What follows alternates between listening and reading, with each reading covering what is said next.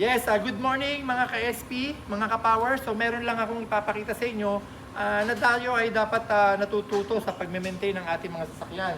So ito po ay tumawag sa akin nung May 1, no? Tumirik daw, biglang huminto.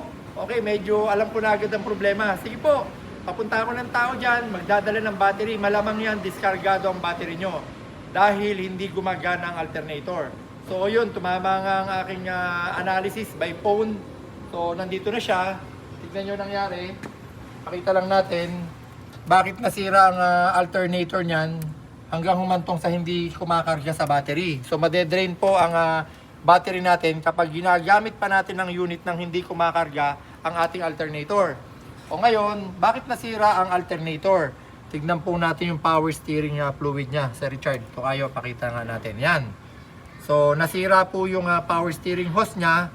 So, syempre, fluid yan, bababa yan sa alternator. Nagkataong yung alternator dito yan nakapwesto. Tinanggal lang namin kasi dinala na namin yan sa electrician. Yan, shoutout kay Mang Alex sa electrician natin, no? Ay, shoutout din nga pala kay Sir Matt Sarmiento. Yan, dyan sa San Jose del Monte, Bulacan. Yan, Sir Matt, shoutout sa'yo. Ayan, pinakita lang natin ngayon kung anong dahilan bakit nasisira ang alternator. Anong tip natin na dapat yung matutunan? Minsan magche-check din po tayo ng ating sasakyan. Buksan nyo ang hood.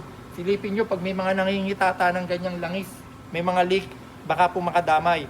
Kung ito po ay nakita agad natin yung leak o napansin natin, pinalitan dapat agad natin ng hose po yan para hindi na tumulo sa alternator, no? So naging grounded or nagkaroon ng grounded yung alternator kaya po siya nasira.